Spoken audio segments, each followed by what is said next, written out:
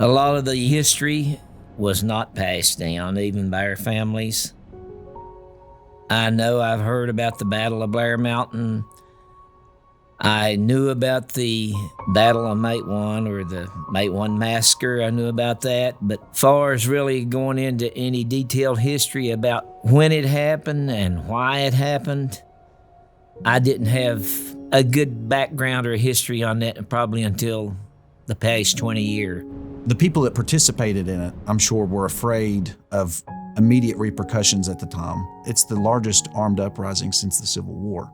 I landed on doing my history thesis on the rhetoric of the Matewan Massacre, and in particular, I was like, why are we calling it this? Because when I think about a massacre today, I think of people are just being slaughtered. They don't have a means to defend themselves. That story right there sort of puts it in perspective over who is controlling the history that we're taught. So the term massacre was actually a Baldwin Felts term, because this was one event in the mine wars where the miners won. You know, if we're talking numbers, 10 people were killed, 7 of which were Baldwin Felts detective agents, 2 which were very high up in that company, 2 of which were union miners, and then 1 of which was the mayor of the town, of course. And so I was interested in how did this happen and why?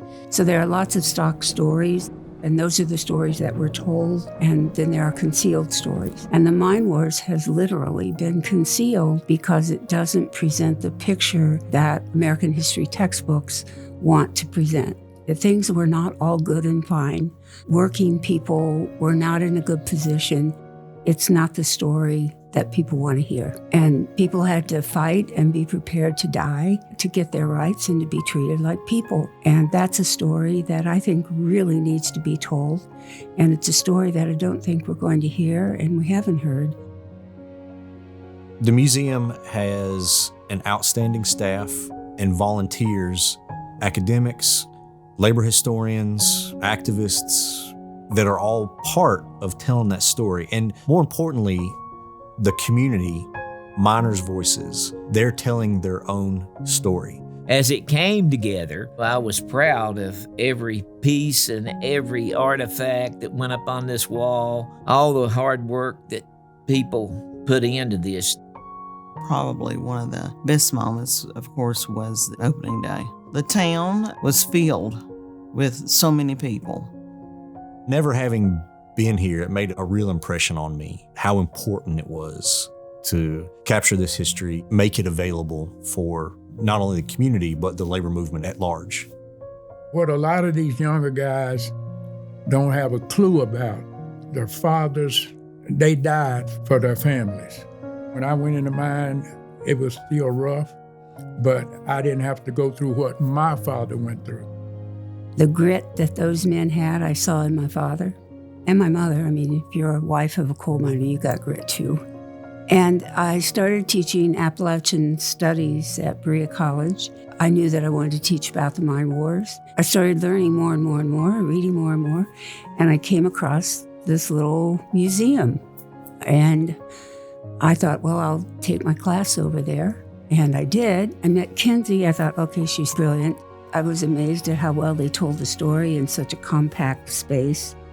Museum members, by and far, are the lifeblood of the museum. It's just like when you think about a union. How does a union work? They've got a rank and file membership that's paying their dues every month. We're the same way. We've got a rank and file membership where people are paying membership dues to keep this place open, to keep it growing and allowing the museum not just to survive 10 years later, but to grow and continue to grow.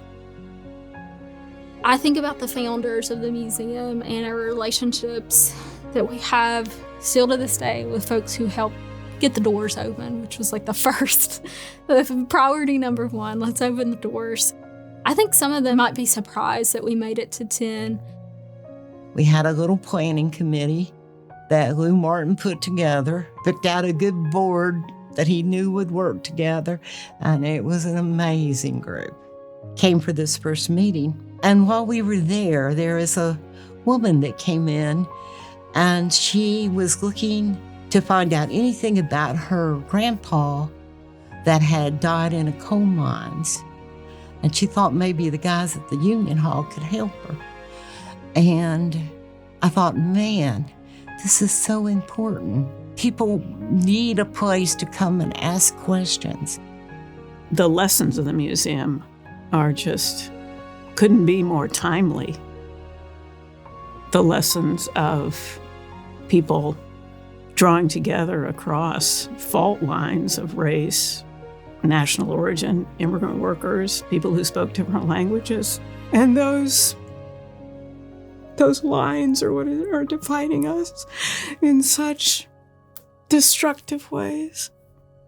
But one of the central lessons of the museum is solidarity.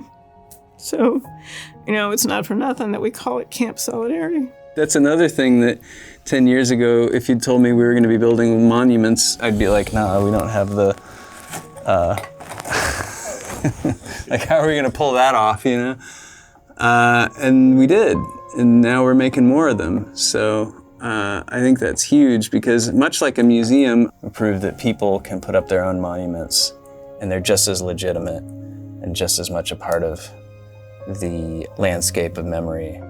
That's a hope for the next 10 years, is that the museum continues to grow beyond the four walls in Matewan and into the communities where these stories have never died.